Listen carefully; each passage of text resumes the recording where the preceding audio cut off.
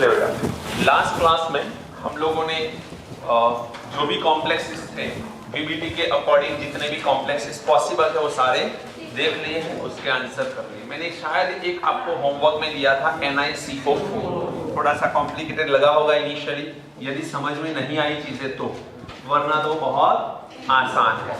Carbonyl कैसा ligand है, तो कौन सा हाइब्रिडाइजेशन एक्सपेक्टेड था, sp2, बट हुआ कौन सा, ऐसा क्यों हुआ,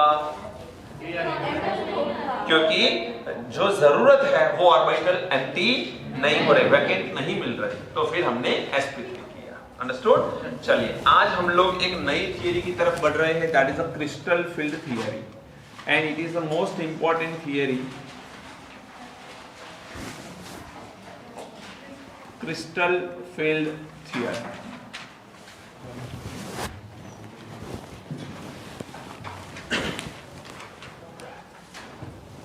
देखो, कोई भी कॉम्प्लेक्स को हम ध्यान से देखें बेटा, आज के दिन बहुत अच्छा ध्यान रखना, क्योंकि बहुत सारे क्वेश्चन के आंसर जो आपके दिमाग में क्वेश्चन है उसके आंसर अपने आप मिल ही जाएंगे आपको, तो थोड़ा सा ध्यान रखना। क्रिस्टल फील्ड थियरी हमें क्या रिप्रेजेंट करके दिखाती है, तो हमने कभी कभी पेयरिंग करवाई इलेक्ट्रॉन की, तो कभी कभी नहीं करवाई। तो हमने तो वैसे याद कर लिया कि वीक फील्ड है तो पेयरिंग नहीं करनी है, स्ट्रॉन्ग फील्ड है तो करनी है। अब क्यों करनी है और क्यों नहीं करनी, वीक फील्ड ऐसा क्या करता है या स्ट्रॉन्ग फील्ड ऐसा क्या करता है, ये चीज आज हमको समझनी है। वही है crystal field theory. Point number 1, जब हम कॉम्प्लेक्स को देखते हैं तो कॉम्प्लेक्स के अंदर क्या क्या चीजें पाई जाती है, तो एक तो CMI पाया जाता है, सेंट्रल मेटल आयन, जो पॉजिटिव चार्ज वाला होता है। तो हम लोग यहां पर कोई भी कॉम्प्लेक्स हो यहां पर कंसीडर करें, जैसे FeCN6, या फिर एक काम करूं मैं यहां पर 3 ले लूं और कार्बोनिल भी ले लूं, या फिर अमोनिया ले लूं 3, तो एक न्यूट्रल भी आ गया, एक नेगेटिव भी आ गया। अब देखो ये इसका चार्ज कितना होगा, +3, बिकॉज साइनाइड -3 होगा तो आयन का +3 होगा। तो आयरन है जिसे हम लोग बोलते हैं CMI। CMI को आपको कंसीडर करना है पॉजिटिव चार्ज पॉइंट। एक पॉइंट है जहां पर कौन सा चार्ज अवेलेबल है, पॉजिटिव चार्ज अवेलेबल है। देन आफ्टर ये दोनों क्या है बेटा, लिगेंड्स। अब लिगेंड्स जो होते हैं वो ज्यादातर केस में नेगेटिव या न्यूट्रल होते हैं। तो यदि आपके पास कोई नेगेटिव लिगेंड है तो इसे आपको कंसीडर करना है नेगेटिव चार्ज पॉइंट की तरह, या पॉइंट नेगेटिव चार्ज भी बोल सकते हो आप। एंड यदि आपके पास कोई न्यूट्रल लिगेंड है तो न्यूट्रल लिगेंड में भी डोनर के पास लोन पेयर तो होगी ही होगी, और डोनर के पास जो लोन पेयर है उसका चार्ज कौन सा, नेगेटिव। तो इसे हम लोग इसकी तरफ प्योर नेगेटिव तो नहीं बोल सकते, बट डाइपोल नेगेटिव तो जरूर बोल सकते हैं। क्या बोल सकते हैं, पार्शियल नेगेटिव, मींस इसे हम लोग बोलेंगे डाइपोल नेगेटिव पॉइंट। तो पहले ये ध्यान रखो कि पॉजिटिव चार्ज कौन, नेगेटिव चार्ज कौन, डाइपोल नेगेटिव चार्ज कौन। ये क्यों जरूरी है समझना, ये भी अब पता चलेगा। ज्यादातर केस में 99% थियरी हमारी ऑक्टाहेड्रल के बारे में है। This theory is about only octahedral, 99%। थोड़ा बहुत हम टेट्राहेड्रल के बारे में बात करेंगे, स्क्वायर प्लेनर के बारे में बात करेंगे, बट वो तो 2-3 मिनट में खत्म हो जाएगा। बात अभी मुझे जो करनी है वो है ऑक्टाहेड्रल। अब ऑक्टाहेड्रल में Ml6 होता है बेटा, राइट। Ml6 को कंसीडर किया जाए तो यहां पर मेटल है मेरे पास, और लिगेंड इलेक्ट्रॉन पेयर को क्या करने वाला है, डोनेट करने वाला है। ये हो गया हमारा स्क्वायर, और ऊपर की तरफ से और नीचे की तरफ से लिगेंड आ रहा है। अब इसे समझने के लिए ये फुल स्केप है, समझना ध्यान से। यहां पर बीच में क्या है, मेटल, यहां पर लिगेंड लिगेंड लिगेंड लिगेंड, तो ये हो गया हमारा स्क्वायर प्लेनर, राइट। मेटल के ऊपर क्या होगा, लिगेंड, और उसके नीचे क्या होगा, लिगेंड। अब ध्यान से समझना, इसको मैं थोड़ा सा ऐसे मूव करवाऊं, ओके। तो ये जो लाइन आ गई उसे एक्स एक्सिस मान लो, कौन सी? तो ये मेटल में से पास हो रही है एक्स एक्सिस, बट वो दो लिगेंड में से भी पास हो रही है। तो हम ऐसा बोल सकते हैं कि लिगेंड एक्सिस के ऊपर इलेक्ट्रॉन पेयर को डोनेट कर रहा है। सिमिलरली इस एक्सिस को आप लोग वाई एक्सिस मान लो, तो यहां पर भी तो लिगेंड है, तो वाई एक्सिस के ऊपर भी लिगेंड क्या कर रहा है? इलेक्ट्रॉन पेयर को डोनेट कर रहा है। और ऊपर कौन सी ऑर्बिटल? जेड एक्सिस मान लो, तो यहां पर जेड एक्सिस के ऊपर भी लिगेंड इलेक्ट्रॉन पेयर को डोनेट कर रहा है। तो आपके दिमाग में पहले तो ये चीज बैठनी चाहिए कि लिगेंड इलेक्ट्रॉन पेयर को जो डोनेट कर रहा है वो एक्सिस के ऊपर डोनेट कर रहा है, एक्स एक्सिस के ऊपर, वाई एक्सिस के ऊपर एंड जेड एक्सिस के ऊपर। In octahedral ligand donate it's electron on axis, क्योंकि एक्सिस के ऊपर किसकी ऑर्बिटल होगी? मेटल की, तो मेटल की ऑर्बिटल एक्सिस के ऊपर होगी। समझ में आ रहा है? और वहां पर ज्यादातर वो बॉन्डिंग करेंगे। क्लियर है यहां तक? अब देखो क्या हो रहा है। यहां पर आपके पास जो मेटल है वो ज्यादातर केस में हम कौन से ब्लॉक की लेते हैं? डी ब्लॉक की। अब यदि ये CMI जनरली डी ब्लॉक की होती है तो ज्यादातर हम लोग डी ऑर्बिटल का यूज करते हैं। अब डी ऑर्बिटल के पार्ट कितने होते हैं? सब टाइप कितने होते हैं भाई? 5, जिसमें से अकॉर्डिंग टू लिखा जाए तो ये D X square Y square हो सकता है, डी जेड स्क्वायर हो सकता है, D X Y, D Y Z, D Z X, ऐसा कुछ हो सकता है कि नहीं हो सकता? कोई भी ऑर्डर में लिख सकते हो, बट ये 5 होते हैं। अब होगा क्या? ये पांचों के शेप आपको पता होनी चाहिए।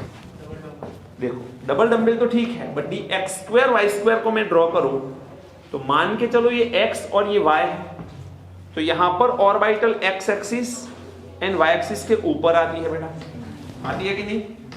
यदि मैं डी जेड स्क्वायर को ड्रॉ करूं, ये है मेरी D X square minus Y square, या जो भी आप बोलो, ये है आपकी x, इसे मान लो z मान लो इसे, तो यहां पर z एक्सिस के ऊपर ऐसे कुछ शेप होता है इसका, ये है हमारी डी जेड स्क्वायर। अब मैं ड्रॉ करूं डी एक्स वाई को, ये है x, ये है y, तो क्या x एंड y के ऊपर डंबल आता है इसमें? तो फिर ये तो इसके साथ मैच हो जाएगा। कहां होता है? x एंड y एक्सिस के बीच में होता है, याद करो, यहां पर ये दोनों के बीच में आता है। ये याद है कि भूल गए हो? ये है हमारा D X Y.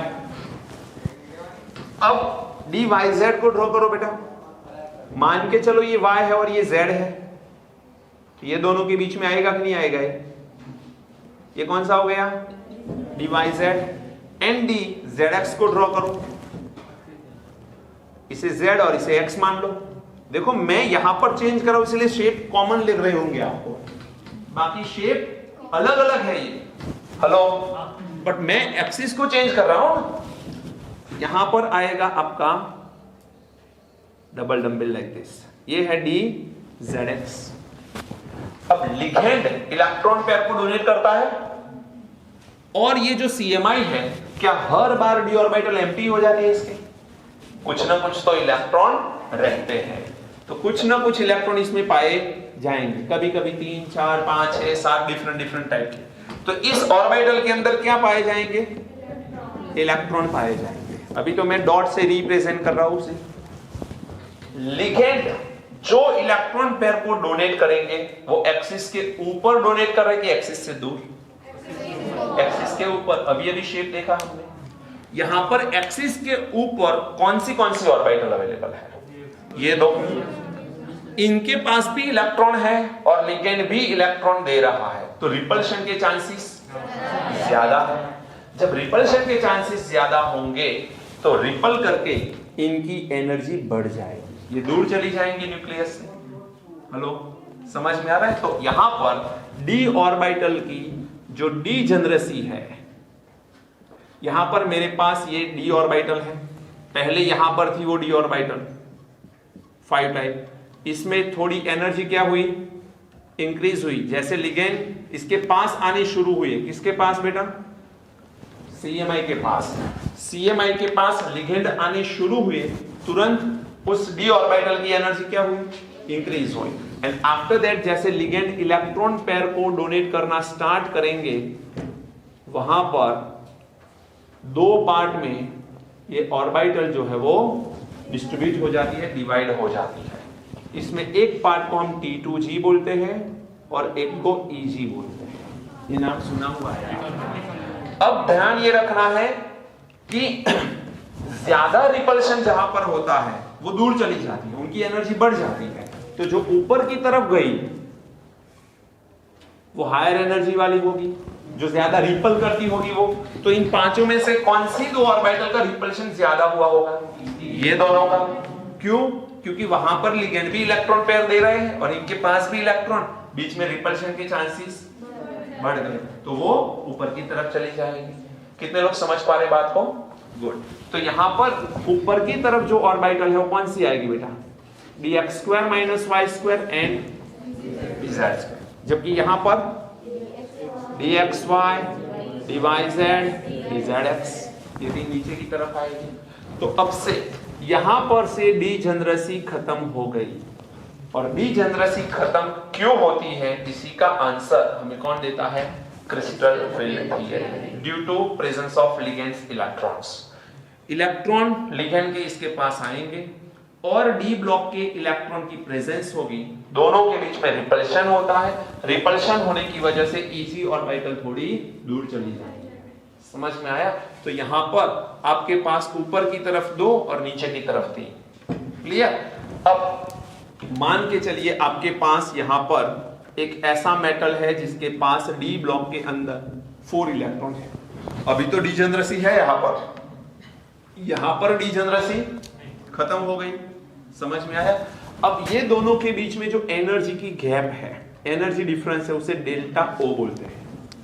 Delta energy difference, O for octahedral, O for octahedral. तो यहां पर लिखेंगे delta O is a splitting energy between EG and T2G। Split करने के लिए जो रिक्वायर्ड अमाउंट ऑफ एनर्जी लगी वो है। समझ में आया? अब डेल्टा O की अमाउंट कितनी है? तो जहां से ये सेपरेट हुए, इस पॉइंट को बोला जाता है बैरी सेंटर। क्या बोला जाता है बेटा? बैरी सेंटर बोला जाता है, याद रखना। और ये नीचे की तरफ जो आई वो है माइनस साइन से रिप्रेजेंट करते हैं, जो डाउन साइड आती है उसे -0.4 डेल्टा O। तो सीधी सी बात है, ऊपर क्या होगा बेटा? +0.6 डेल्टा O। बेटा ये माइनस और प्लस को टोटल करके मत गिनो, ये तो सिर्फ नीचे आता है उसे माइनस साइन से, ऊपर जाता है उसे प्लस साइन से, रिप्रेजेंटेशन के लिए है। बाकी 0.6, 0.4 डेल्टा O, टोटल प्लस ही करना है हमें दोनों का। ये प्लस और माइनस वो सिर्फ डाउन साइड और अप साइड को रिप्रेजेंट करने के लिए, तो वो मैथमेटिकली +0.4 डेल्टा O मत लिख लेना वरना फंस जाओगे। क्लियर इतना? चलिए दूसरा पॉइंट। अब मैंने बोला कि 4 इलेक्ट्रॉन है भाई मेरे पास। अब 4 इलेक्ट्रॉन है तो कॉम्प्लेक्स कुछ इस तरह का है मान के चलो, और इसमें 4 इलेक्ट्रॉन है। वैसे तो काउंट करने पड़ेंगे बट 4 है मान लो थोड़ी देर के लिए। लिगेंड कैसे? स्ट्रॉन्ग फील्ड की वीक फील्ड? दोनों, एक में कार्बन डोनर एक में nitrogen donor, both are strong field ligand. जब स्ट्रॉन्ग फील्ड लिगेंड होते हैं तो ये डेल्टा O बढ़ जाता है, क्योंकि स्ट्रॉन्गली कोई इलेक्ट्रॉन डोनेट करेगा तो रिपल्शन की अमाउंट भी तो बढ़ेगी। रिपल्शन की अमाउंट जब बढ़ेगी तो EG थोड़ी ऊपर चली जाएगी। तो जब स्ट्रॉन्ग फील्ड लिगेंड आएगा, इलेक्ट्रॉन्स की रिपल्शन की वजह से EG ऑर्बिटल थोड़ी और ऊपर चली जाएगी। मान के चलो स्ट्रॉन्ग फील्ड की वजह से इलेक्ट्रॉन EG के ऑर्बिटल ऊपर चले गए, राइट? अब आपके पास क्या है? 4 इलेक्ट्रॉन है। 4 इलेक्ट्रॉन इसमें जब डालने पड़ेंगे तो 1 2 3। प्रॉब्लम आता है 4th नंबर में कि चौथा इलेक्ट्रॉन जब हम डालें तो क्या इसमें पेयरिंग करे कि ऊपर ले जाए? अब सुनो ध्यान से, आपको ये चीज ध्यान रखनी है कि एक डेल्टा O एंड दूसरा एक P होता है। P is a pairing energy. P को क्या बोलते हैं? Pairing energy. इलेक्ट्रॉन की पेयरिंग करने के लिए रिक्वायर्ड अमाउंट ऑफ एनर्जी, उसे बोलते हैं पेयरिंग एनर्जी। ध्यान से सुनना, यहां पर गैप बड़ी है कि छोटी है? हमने स्ट्रॉन्ग फील्ड लिगेंड माना है बेटा, एंड स्ट्रॉन्ग फील्ड लिगेंड में मैंने क्या बोला कि रिपल्शन की अमाउंट, रिपल्शन ज्यादा होगा तो EG ऊपर होगी कि नीचे होगी? थोड़ी ऊपर। तो गैप गैप बड़ी होगी तो यहां से जो चौथा इलेक्ट्रॉन है वो जंप करके ऊपर नहीं जा पाएगा। इन दैट केस वो क्या कर जाएगा, पेयरिंग कर जाएगा। अब आप सुनो ध्यान से कि मुझे 2D की जरूरत है, D2sp3 हाइब्रिडाइजेशन करना था। कब स्ट्रॉन्ग फील्ड लिगेंड था, तो मैंने बोला था स्ट्रॉन्ग फील्ड में पेयरिंग करवा लो। क्यों पेयरिंग हुई, क्योंकि इलेक्ट्रॉन ऊपर नहीं जा पा रहा है।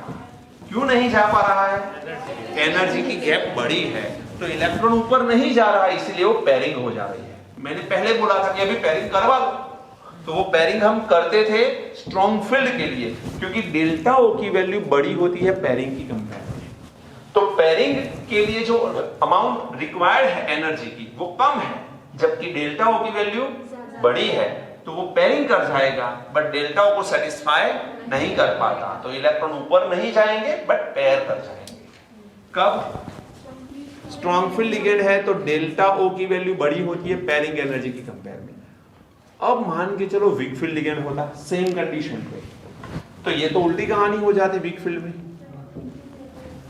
पेयरिंग एनर्जी की वैल्यू बढ़ जाती और डेल्टा ओ की वैल्यू कम हो जाती, तो स्प्लिटिंग कम होती। स्प्लिटिंग कम होती तो इलेक्ट्रॉन यहां पर पेयरिंग होने की जगह ऊपर चला जाता।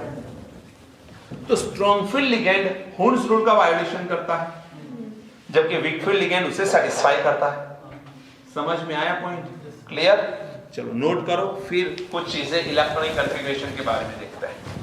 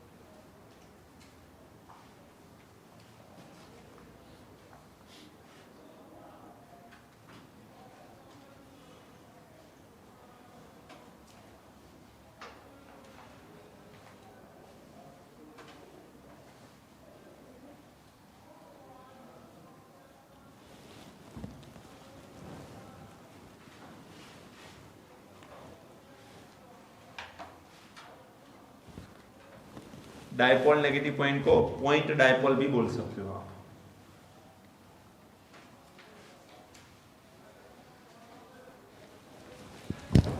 ये दोनों ऑर्बिटल को आप एक नाम से बोल सकते हो, एक्सियल ऑर्बिटल, जिसे हम बोलेंगे EG, और तीनों को बोलेंगे नॉन एक्सियल ऑर्बिटल, जो है T2G।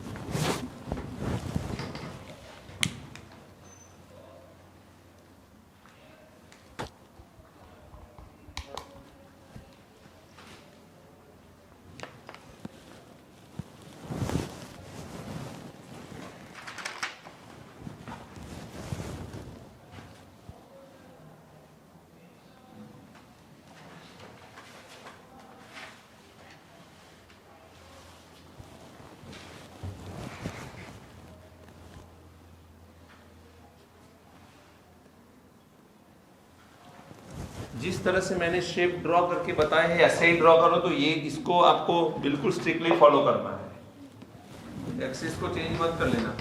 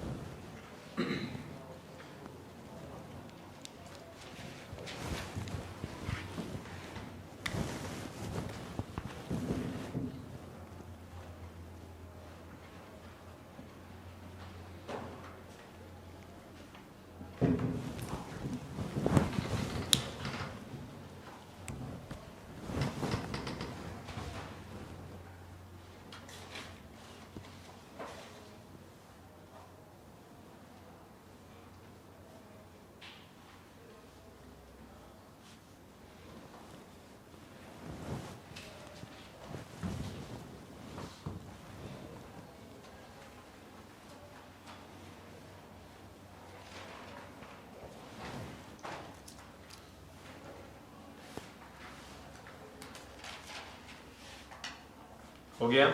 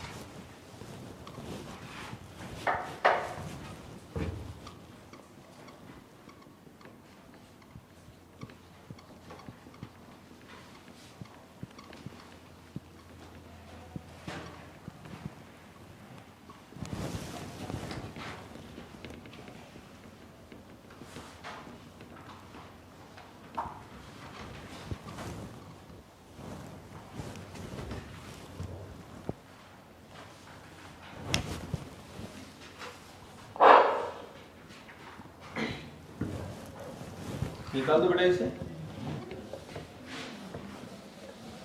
चलिए अब नेक्स्ट पॉइंट पे आ रहे हैं, that is electron filling sequence in a splitting diagram. बता दूं क्या? ये पॉइंट मेन है, इसे लिख के रखना।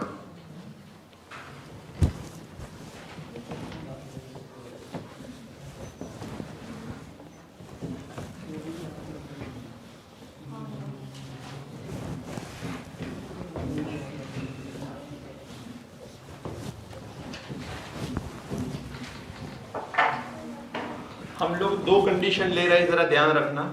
यहां पर आपके पास डी जनरेट ऑर्बिटल है dt, और इसमें से दो पार्ट फॉर्म हो रहे हैं। एक नीचे की तरफ आ रहा है T2g, और ऊपर की तरफ जा रहा है Eg। ये दोनों के बीच की गैप को डेल्टा O बोलते हैं। मान के चलो ये स्प्लिटिंग हुई है वीक फील्ड लिगेंड की वजह से। किसकी वजह से? वीक फील्ड लिगेंड की वजह से ये स्प्लिटिंग हुई है। बोर्ड के ऊपर जरा ध्यान रखो। अब यहां पर मैंने अगेन 5 ऑर्बिटल ले लिए, ऊपर की तरफ आ गए 2, नीचे की तरफ आ गए 3। थोड़ा सा ऐसा दिखना चाहिए कि स्प्लिटिंग बड़ी है। डेल्टा O किसकी वजह से हुई होगी? स्ट्रॉन्ग फील्ड लिगेंड की वजह से, तब ये आगे। अब इलेक्ट्रॉन इसमें जब मैं फील्ड करता हूं तो कैसे फील्ड करता हूं? पहला इलेक्ट्रॉन यहां पर डालूंगा, सेकेंड, थर्ड, फोर्थ, फिफ्थ, 6, 7, 8, 9, 10, कुछ इस तरह से इलेक्ट्रॉन रखते हैं हम लोग। इसमें भी सेम सीक्वेंस 1, 2, 3, 4, 5, 6, 7, 8, 9, 10। इसमें तो स्ट्रिक्टली हम तीनों रूल को फॉलो करते हैं जो इलेक्ट्रॉनिक कॉन्फ़िगरेशन के हैं। अब जब यहां पर इलेक्ट्रॉन को फील्ड करने हैं तो पहला यहां पर आएगा, फिर सेकेंड, थर्ड। अब कहानी है फोर्थ इलेक्ट्रॉन से। ये बेटा वीक फील्ड लिगेंड है। वीक फील्ड लिगेंड के लिए आप जानते हो कि डेल्टा O की वैल्यू छोटी है पेयरिंग का कंपैरिजन में, तो पेयरिंग करने की जगह वो चला जाएगा Eg के अंदर। तो ये आएगा फोर्थ, यहां पर फिफ्थ। अब पेयरिंग होगा तो यहां पर नंबर 6, 7, 8 नंबर का इलेक्ट्रॉन, यहां पर 9 और 10 नंबर का इलेक्ट्रॉन आएगा। समझ में आया? जबकि यहां पर मुझे इलेक्ट्रॉनिक कॉन्फ़िगरेशन लिखनी है तो 10 तो है मेरे पास, बट 1, 2, 3 होने के बाद इलेक्ट्रॉन ऊपर नहीं जाएंगे, तो 4 नंबर का इलेक्ट्रॉन ऊपर जाने की जगह पेयरिंग कर लेगा। तो ये आएगा 4, 5th and 6th, 7 number, 8 number, फिर 9 एंड 10। तो कुछ इस तरह से इलेक्ट्रॉनिक कॉन्फ़िगरेशन आने वाली है। समझ में आया? ये है स्ट्रॉन्ग फील्ड लिगेंड की, ये है वीक फील्ड लिगेंड की। अब देखो, मान के चलो आपके पास यहां पर Dn इलेक्ट्रॉनिक कॉन्फ़िगरेशन, यहां पर है आपके पास स्ट्रॉन्ग फील्ड लिगेंड जिसमें डेल्टा O की वैल्यू बड़ी होती है पेयरिंग की कंपेयर में। यहां पर है आपके पास वीक फील्ड लिगेंड जिसमें डेल्टा O की वैल्यू छोटी होती है पेयरिंग एनर्जी की कंपेयर में। अब यहां पर है D1 से लेके D2, D3, D4, D5, D6, D7, D8, D9 and D10 different electronic configuration possible है। तो यहां पर मेरे पास T2G एंड EG दोनों होंगे, यहां पर भी दोनों होंगे। तो पहला इलेक्ट्रॉन EG में ही जाएगा, T2G में जाएगा, EG तो 0 रहेगा। सेम यहां पर भी वही होगा। चलिए, 2 इलेक्ट्रॉन है तो T2G में कितने जाएंगे? 2, EG में 0। यहां पर T2G में कितने जाएंगे? 2, EG में 0। चलिए D3 की बात करें, क्या होगा? T2G में 3, EG में 0, T2G में 3, EG में 0। यहां से थोड़ा ध्यान रखना है, ये 3 नंबर तक तो प्रॉब्लम ही नहीं है। अब स्प्लिटिंग एनर्जी बड़ी है तो पेयरिंग होगी, पेयरिंग आसान है तो पेयरिंग होगी। तो T2G में 4, EG 0, जबकि यहां पर T2G3, EG1 आएगा। कितने लोग समझ पा रहे हैं भाई? गुड। यहां पर क्या होगा बताओ? T2G5, EG0, यहां पर होगा T2G3, EG2। 6 में क्या होगा? T2G6, EG0, यहां पर होगा T2G4, EG2। 2 आ गए ऊपर, फिर तो इसमें पेयरिंग करनी पड़ेगी। समझ में आया? चलो 7 में क्या होगा? T2G6, EG। बाय मिस्टेक 7, 8 मत रख लेना, क्योंकि T2G में 3 ऑर्बिटल ही है, ये ध्यान रखना है। इसमें 5, EG2। चलो इसमें T2G6, EG2, T2G6, EG2। 9 में क्या होगा? T2G6, EG3, क्योंकि एक पेयरिंग हो गई इसमें। T2G6, EG3, और इसमें T2G6, EG4, इसमें भी T2G6, EG4। समझ में आया? तो कब कौन सी इलेक्ट्रॉनिक कॉन्फ़िगरेशन लिखनी है वो आपसे पूछ सकते हैं। देखो, आपको एक ट्रिक याद रखनी है बहुत आसान सी, कि जब D1, D2 and D3 electronic configuration हो, हम बात किसके लिए कर रहे हैं भाई? ऑक्टाहेड्रल के लिए ही कर रहे हैं। और ऑक्टाहेड्रल के अंदर D2sp3 या sp3d2 ऐसे 2 ही हाइब्रिडाइजेशन पॉसिबल है। तो इनमें तो सफिशिएंट अमाउंट में d ऑर्बिटल एम्प्टी है, तो यस, यहां पर D2sp3 हाइब्रिडाइजेशन ही होगा। ध्यान रखना, डोंट सी लिगेंड। लिगेंड को देखने की जरूरत भी नहीं है। टाइप कैसा है? जरूरत ही नहीं, क्योंकि दोनों में इलेक्ट्रॉनिक कॉन्फ़िगरेशन सेम आती है। D3 तक तो देखो, D3 तक दोनों में इलेक्ट्रॉनिक कॉन्फ़िगरेशन कैसी है? सेम है। तो उसमें 2 d ऑर्बिटल तो मिल ही जाएगी, तो D2sp3 हाइब्रिडाइजेशन होगा। फिर आता है D4 से लेके D5, D6, D7 तक। देखो बेटा, चलो यहां पर आ जाओ। D4 तो इलेक्ट्रॉनिक कॉन्फ़िगरेशन अलग है, D5 में अलग है, D6 में अलग है, D7 में अलग है। अगेन D8 से वापस कैसी हो रही? सेम हो रही है। तो D7 तक, D4 से D7 तक डिफरेंट इलेक्ट्रॉनिक कॉन्फ़िगरेशन है। तो उसमें आपको थोड़ा सा ध्यान ये रखना है कि यदि यहां पर मैंने वीक फील्ड लिगेंड ले लिया तो पेयरिंग नहीं होगी। इलेक्ट्रॉन EG में जाएंगे, T2G में तो जाएंगे, फिर EG में जाएंगे, तो 2 d ऑर्बिटल वैकेंट नहीं मिलने वाले। तो इन दैट केस मुझे हाइब्रिडाइजेशन मिलेगा sp3d2। बट यदि मेरे पास स्ट्रॉन्ग फील्ड लिगेंड है तो इलेक्ट्रॉन की क्या होने वाली है बेटा? पेयरिंग होने वाली है। तो ऊपर की EG ऑर्बिटल मुझे क्या मिलेगी? वैकेंट मिलेगी। तो 2 d ऑर्बिटल मुझे मिल सकती है इन दैट केस।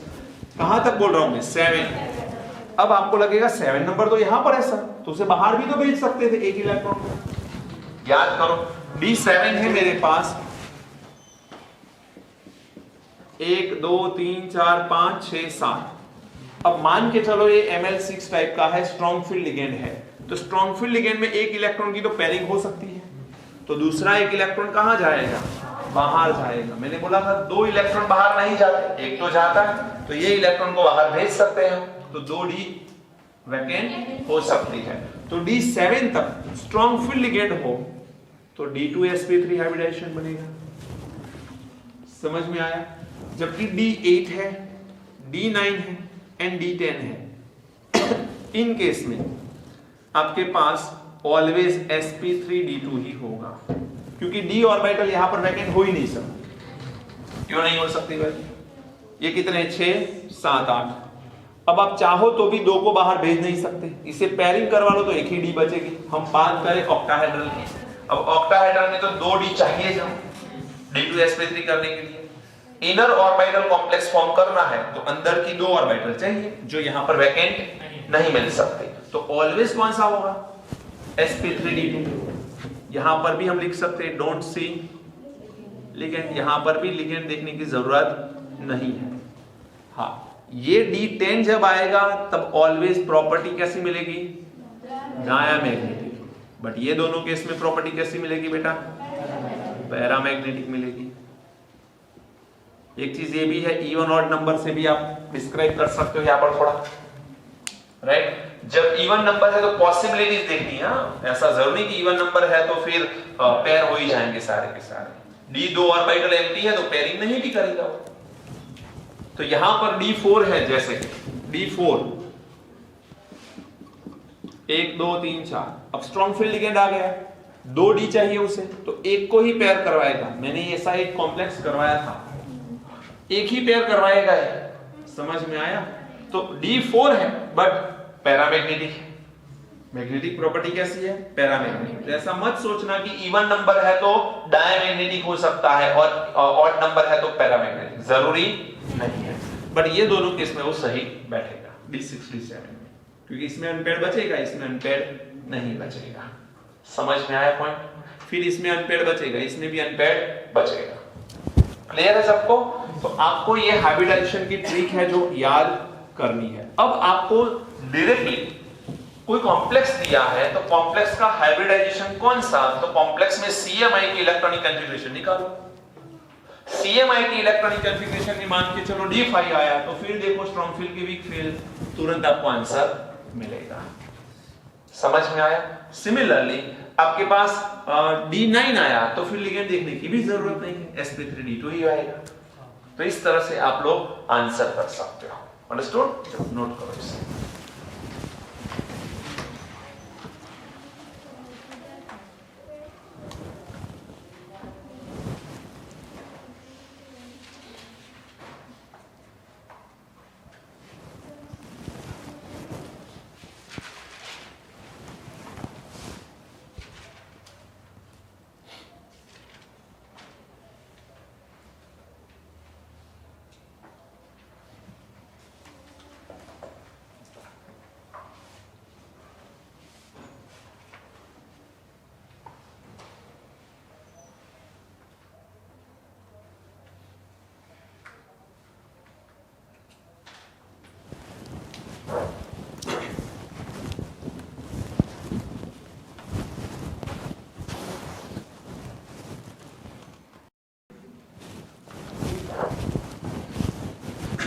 देखो, जो अब तक पढ़ा उसमें से हम लोग एक कॉम्प्लेक्स देख रहे हैं CrNH36, ऊपर की तरफ है +2, और आपसे सिंपल सा क्वेश्चन पूछा है according to CFT give the electronic configuration. Simple सा question, according to CFT give electronic configuration. तो देखो बेटा, ये यहां पर क्रोमियम है, क्रोमियम का नंबर कौन सा होता है? 24। इलेक्ट्रॉनिक कॉन्फ़िगरेशन देखोगे तो argon 18 number, 4s1 3d5। Different electronic configuration है, जरा ध्यान रखना। अब यहां पर अमोनिया का चार्ज तो 0 है, तो पूरे डिब्बे के ऊपर जो चार्ज है वही क्रोमियम का चार्ज आएगा कि नहीं आएगा? तो क्रोमियम यहां पर +2 वाला हो जाएगा। इलेक्ट्रॉनिक कॉन्फ़िगरेशन आपकी बन रही है, यहां से एक निकल जाएगा, यहां से एक 3d4। अब आप लोग देखो D1 से D10 तक लिख के दिया है, स्ट्रॉन्ग फील्ड है कि वीक फील्ड? स्ट्रॉन्ग फील्ड में D4 है, तो कौन से इलेक्ट्रॉनिक कॉन्फ़िगरेशन है? T2G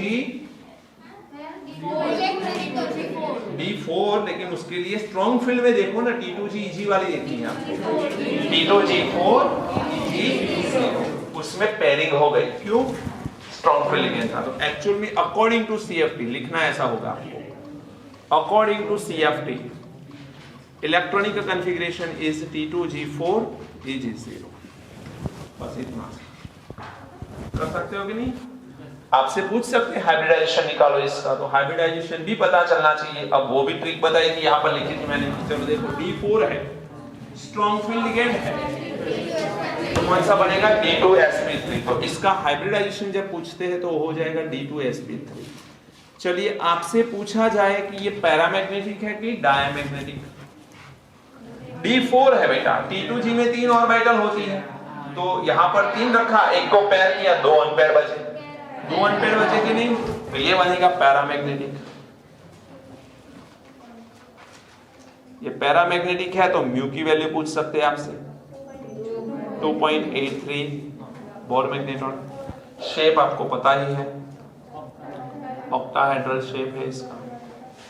कलर है बिल्कुल, आउटर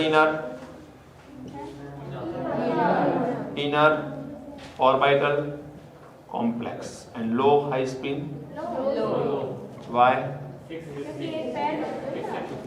ओके, तो ऐसे डिटेल में भी पूछ सकते हैं। ज्यादातर केस में CFT के अकॉर्डिंग ये ज्यादा पूछते हैं आपसे, इलेक्ट्रॉनिक कॉन्फ़िगरेशन कर सकते हो। चलो अब यदि आपसे पूछा जाए CrNH36+3 गिवन, चलो बताओ, पूरी डिटेल बताओ, ध्यान से, मिस्टेक मत करना।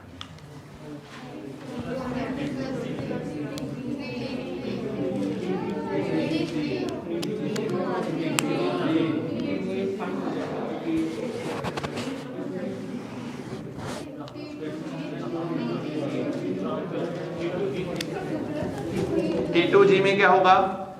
3 EG, और D2sp3 तो ऑलवेज रहता है उसमें, तो 1 2 3 इलेक्ट्रॉन में तो D2sp3 लिखवा दिया मैंने।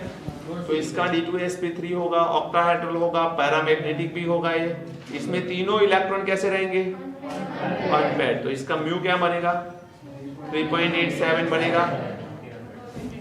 फिर ये भी कलर्ड है, ये भी इनर ऑर्बिटल कॉम्प्लेक्स है बेटा, और ये भी हाई स्पीड। भले यहां पर आपके पास स्ट्रॉन्ग लिगेंड है, बट पेयरिंग तो हुई नहीं। जो ओरिजिनल था वही इलेक्ट्रॉन को हम आगे लेके जा रहे हैं। एक्चुअल में उसके लिए एक वर्ड है, स्पिन नॉट डिटरमाइंड। एक्चुअल में ऐसा लिखते हैं उसके लिए, स्पिन नॉट डिटरमाइंड, बट हम हाई स्पिन भी बोल सकते हैं उसे, क्योंकि चेंज नहीं हुई इसलिए।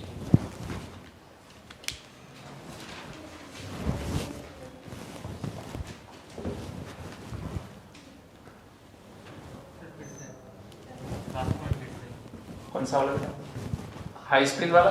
देखो स्ट्रॉन्ग लिगेंड है तो एक्चुअल में रूल क्या है? पेयरिंग होनी चाहिए, बट इसकी वैकेंट ऑर्बिटल ऑलरेडी थी, तो स्ट्रॉन्ग लिगेंड होते हुए भी उसने पेयरिंग नहीं करी, ऐसा मान लिया हमने। अब उसने पेयरिंग करी है या नहीं करी हम नहीं जानते, क्योंकि हम तो डी की 2 ही ले रहे हैं, बाकी के ऑर्बिटल का हमें कोई मतलब नहीं है। तो उसमें पेयरिंग हुई तो भी और नहीं हुई तब भी, तो हाई स्पिन भी बोल सकते हो, ऐसा मान लो कि नहीं हुई, और स्पिन नॉट डिटरमाइंड भी लिख सकते हो। एक्चुअल में सही आंसर रहेगा नॉट डिटरमाइंड वाला, 100% सही, और वो 99.99। रिलेटिव देख लेना। अब हम नेक्स्ट लेक्चर में क्रिस्टल फील्ड स्प्लिटिंग एनर्जी को कैलकुलेट करने का तरीका ढूंढेंगे कि किस तरह से डेल्टा ओ की वैल्यू फाइंड कर सकते हैं। आपके टेक्स्ट बुक में तो यही है, यहां ये भी नहीं है वैसे तो, सिर्फ क्रिस्टल फील्ड थियरी की डिटेल दे रखी है और इलेक्ट्रॉनिक कॉन्फ़िगरेशन 2-3 दे रखी है, दैट्स इट। लेकिन डेल्टा ओ फाइंड करेंगे और स्टेबिलिटी का ऑर्डर कैसे निकालते हैं कॉम्प्लेक्स का, वो निकालेंगे।